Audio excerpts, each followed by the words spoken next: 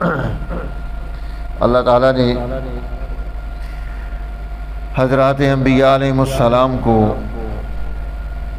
بڑی خوبیاں عطا کی ہوتی ہیں، کمالات پر، مراتب پر وہ فائز ہوتے ہیں، اور نبیوں کے امام، رسولوں کے امام، ہادیوں کے امام، متقین کے امام جناب محمد الرسول اللہ صلی اللہ علیہ وسلم کی ذات اقدس، آپ کی ذات بابرکات، اس میں جو کمالات ہیں، جو خوبیاں ہیں، جو بزرگیاں ہیں، ان کا کوئی احاطہ نہیں ہے۔ حضور صلی اللہ علیہ وسلم آپ امت کو راہ ہدایت پر لانے کے لیے اتنی تڑپ رکھتے تھے، رات دن، صبح و شام، ہر آن، ہر گھڑی، ہر لمحہ، ہر لحظہ مصروف عمل ہے۔ کوئی موقع ایسا نہیں کہ وہ آیا ہو اور اللہ کے حبیب نے اویل نہ کیا ہو۔ سوق وقاص اور مجنہ یہ بڑے بازار تھے، بڑی مارکیٹیں تھیں عرب کی، میلے کی طرح سما ہوتا تھا وہاں۔ اس بازار اور مارکیٹ میں جانا، ہر ایک کو راہ ہدایت کی تلقین کرنا، ہر بستی تک پہنچنا، ہر خیمے تک پہنچنا،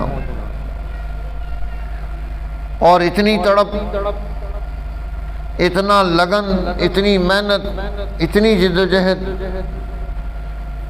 اتنا اپنے آپ کو کھپانا،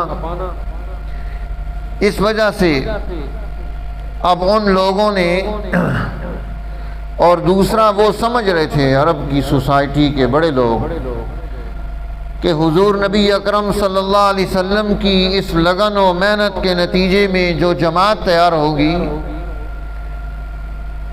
وہ ہمارے بنائے ہوئے قانون، اصول اور ان چیزوں کو اختیار کرنے والی نہیں ہوگی، ہم راستے سے ہٹ جائیں گے۔ تو ہمارے یہاں جتنے سلسلے چل رہے ہیں، پیسہ مل رہا ہے، عہدے ہیں، بڑا وزن ہے عرب کی سوسائٹی میں، یہ سب کچھ ختم ہو جائے گا۔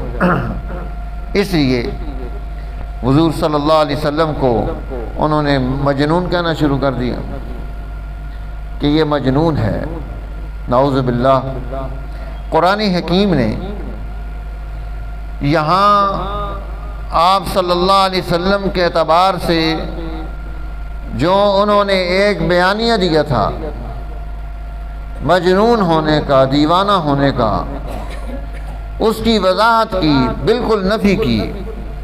نون والقلم وما یسطرون ما انت بنعمت ربک بمجنون۔ یہاں اللہ تعالیٰ قسم اٹھا رہے ہیں، اور قسم میں نون کا لفظ استعمال ہوا ہے، اور دوسرا قلم کو پیش کیا گیا ہے۔ اللہ جل جلالہ ویسے ہی کوئی بات کر دے تو وہ بات وزن رکھتی ہے، اور کسی بات پر قسم اٹھائی جائے تو قسم بطور گواہ کے پیش کی جاتی ہے۔ جب کوئی آدمی دعویٰ دائر کرتا ہے تو قاضی اور جج اسے کہتا ہے کہ اپنے دعوے پر 2 گواہ لے کر آؤ۔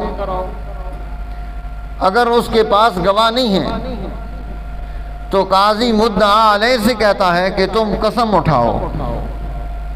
تو گویا بطور گواہ کے قسم لائی جا رہی ہے کہ تم قسم اٹھا کر یہ بات بتاؤ کہ یہ جو بات اس نے کی ہے اس میں کیا حقیقت ہے، یہ سچ بول رہا ہے یا جھوٹ بول رہا ہے۔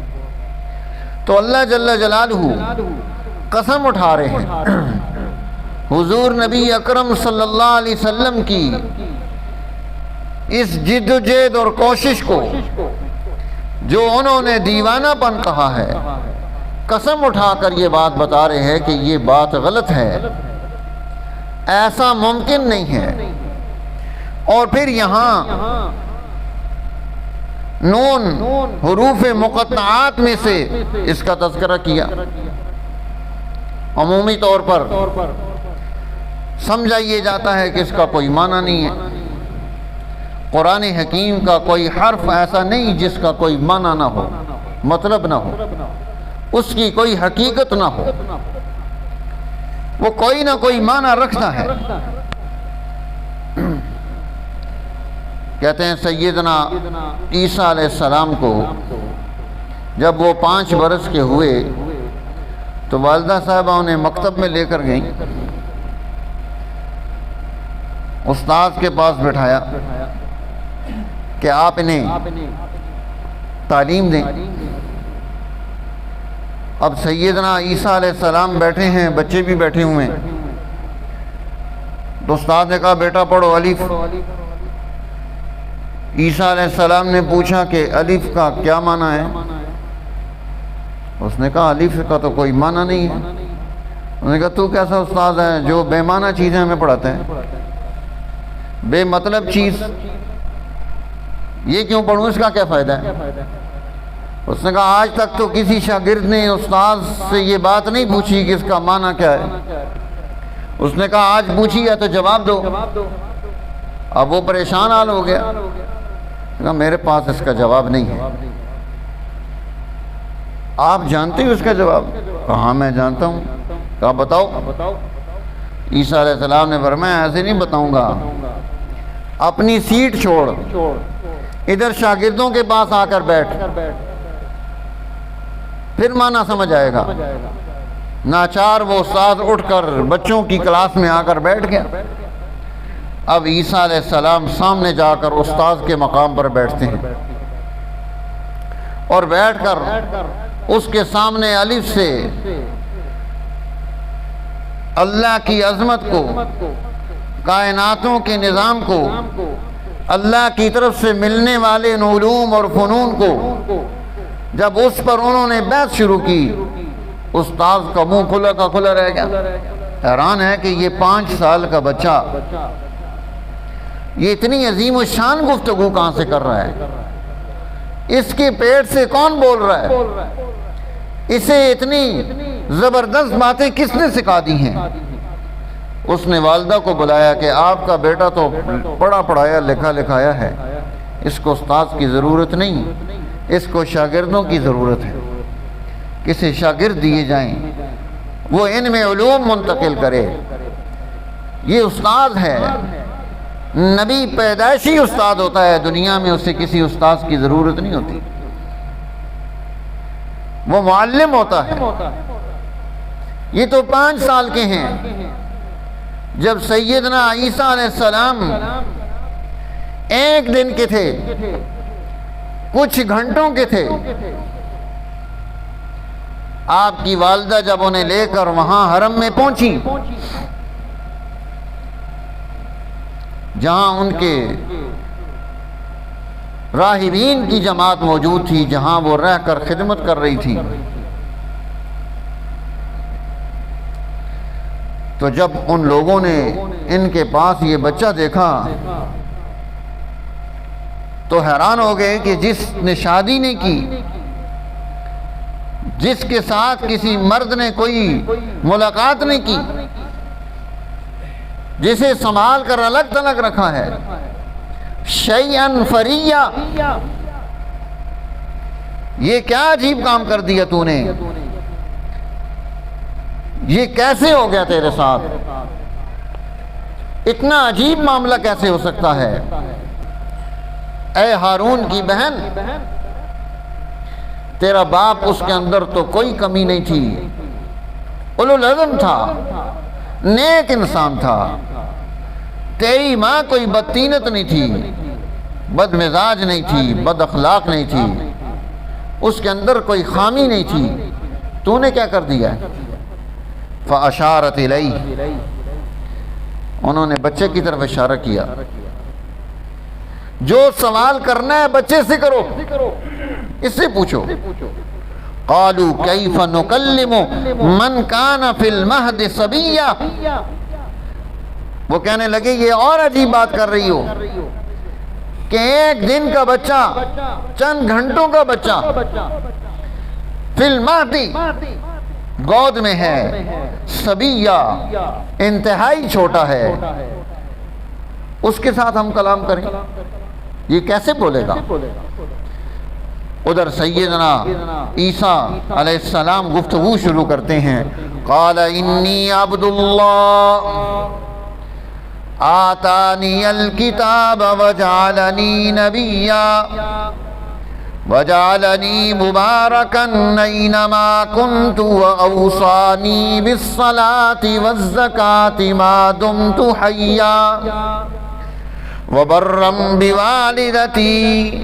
یا سیدنا عیسیٰ علیہ السلام وہ بچپن میں گفتگو کر رہے ہیں،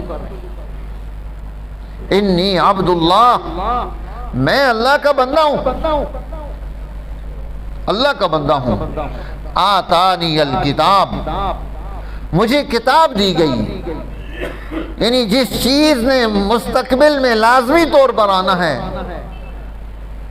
اس کے بارے میں گفتگو کی جا سکتی ہے، کیوں نہیں؟ وہ کتاب علمی ہے، مجھے کتاب دی گئی، وجعلنی نبیا، مجھے مرتبہ نبوت و رسالت پر فائز کیا گیا، وجعلنی مبارکا، مجھے مبارک بنایا گیا، بابرکت بنایا گیا، اینما کنتو، جہاں بھی میں ہوں گا میں وہاں مبارک ہوں گا، میری برکتیں ہوں گی، چاہے وہ ماں کے پیٹ میں ہو تو وہاں برکت ہے، دنیا میں آ جائے تو یہاں برکت ہے، دنیا سے اٹھا کر آسمانوں پر پہنچا دیا جائے تو وہاں برکت ہے، اور جب آسمانوں سے واپس دنیا میں بھیجا جائے گا تو یہاں برکت ہے۔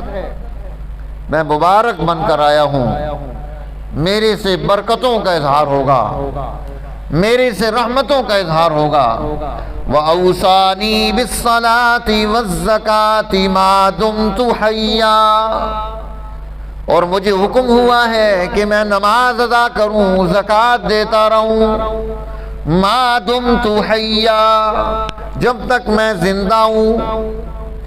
اب حضرت سیدنا عیسیٰ علیہ السلام وہ گفتگو فرما رہے ہیں بچپن میں کہ مجھے نماز پڑھنے کا، زکوٰۃ ادا کرنے کا حکم ملا ہے، وَبَرًّا بِوَالِدَتِي، مجھے اپنی ماں کے ساتھ نیکی کرنے کا حکم ملا ہے، اپنی ماں کی اس بریت کو جو ان پر الزام آ رہا ہے اس الزام کو صاف کرنے کے لیے حضرت سیدنا عیسیٰ علیہ السلام بچپن میں گفتگو کر رہے ہیں۔ تو یہ اللہ نے خوبی دی، وَبَرًّا بِوَالِدَتِي وَلَمْ يَجْعَلْنِي جَبَّارًا شَقِيًّا، اور مجھے اللہ نے سخت نہیں بنایا، بدبخت نہیں بنایا۔ اللہ نے سیدنا عیسیٰ علیہ السلام کو یہ کلام کرنے کی قوت عطا کر دی۔ تو جو بچپن میں کلام کرتا ہے، جسے اس چھوٹی عمر میں کلام کرنے کا اعجاز موجود ہے، یہ کمال اور بزرگی اور خوبی موجود ہے، اور پھر وہ 5 سال کی عمر میں کیوں گفتگو نہیں کر سکتا؟ اب جب استاذ نے اس شاگرد کی گفتگو کو سنا تو اسے سمجھ آئی کہ یہ، اس کے بعد اسے سمجھ آئی کہ یہ الفاظ محمل نہیں ہوتے، بیکار نہیں ہوتے، ان کے اندر کوئی کمالات ہوتے ہیں، ان کے اندر کوئی خوبیاں موجود ہوتی ہیں، جن کمالات اور خوبیوں کا اظہار کیا جاتا ہے۔ اللہ جل جلالہ نے ان حروف مقطعات کو قرآن حکیم کی سورتوں کے سر ورق پر رکھا ہے۔ کوئی سورت الف لام میم سے شروع ہو رہی ہے، کوئی الف لام را سے شروع ہو رہی ہے، کسی کے شروع میں طاسین ہے، کسی کے شروع میں یاسین ہے، کوئی حا میم عین سین قاف سے شروع ہو رہی ہے، کوئی الف لام میم را سے شروع ہو رہی ہے، کوئی طٰہٰ سے شروع ہو رہی ہے۔ تو ان صورتوں کے سر ورق پر عنوان بنا کر سب سے پہلا حرف یہاں سے شروع کر کے اس سورت کی ابتدا کی گئی کہ یہ اس صورت میں آنے والی خوبیاں، اس میں آنے والی برکات و کمالات، اس میں موجود حکمتیں وہ کیا ہوں گی، یہ اس کا سر ورق بتا رہا ہے۔ وہ سر ورق مختصر ہوتا ہے، جیسے آپ پی ایچ ڈی کہہ دیتے ہیں۔ اب پی ایچ ڈی کا کوئی معنی ہے؟ پی ایچ ڈی کے پیچھے بہت بڑی محنت ہے، سالہ سال کی لگن ہے، بچپن سے لے کر کہاں تک اس نے محنت کی، جدوجہد کی، علم حاصل کیا تو اب پی ایچ ڈی بنا ہے۔ تو ویسے ہی پی ایچ ڈی تو نہیں بن گیا، تو اس پی ایچ ڈی کے مخفف کو جب لکھا جائے گا کسی کے ساتھ تو ہمارے سامنے اس کا پورا سینیریو آ جائے گا، اس کا پورا ماضی آ جائے گا کہ یہ کیا کر کے کہاں سے کہاں تک پہنچ کر آ رہا ہے۔ کسی کے ساتھ انجینئر لکھا ہوا ہے تو اس کی ڈگری اسے بتا رہی ہے کہ یہ کیا کر کے آیا ہے۔ تو سر ورق کوئی عنوان، اس عنوان کو مخفف انداز میں جب پیش کیا جاتا ہے تو اس کی کوئی ضرورت ہوتی ہے، اس کی کوئی حقیقت ہوتی ہے، اس کی کوئی ماہیت ہوتی ہے، اس لیے اسے پیش کیا جاتا ہے۔ تو یہاں قرآن حکیم اس سورہ مبارکہ کے شروع میں نون لے کر آیا، نون والقلم وما یسطرون، قسم ہے نون کی اور قلم کی اور ان سطروں کی جو اس قلم سے لکھی گئی ہیں، ما انت بنعمت ربک بمجنون، اللہ کی جو نعمتیں آپ پر ہیں ان نعمتوں کی وجہ سے آپ دیوانے نہیں ہیں، مجنون نہیں ہیں، آپ تو عقل مند ہیں۔ اب قرآن حکیم آپ کی عقل پر، آپ کے کمال پر، آپ کی خوبی پر یہ بطور گواہ کی دو چیزوں کو پیش کرتا ہے، نون کو اور قلم کو پیش کرتا ہے کہ ان کو سمجھیں گے تو اب ہمیں سمجھ آئے گی کہ حضور صلی اللہ علیہ وسلم کی کیا شان ہے، آپ کا کیا مقام ہے، کیا مرتبہ ہے، کہ اس مقام اور مرتبے کو اللہ کے نبی کے قرآن حکیم یہاں سے شروع کر کے پیش کر رہا ہے۔ انشاءاللہ آئندہ جمعہ اس پر گفتگو کریں گے۔ اللہ تعالیٰ ہمیں دین کی سمجھ اور عقل نصیب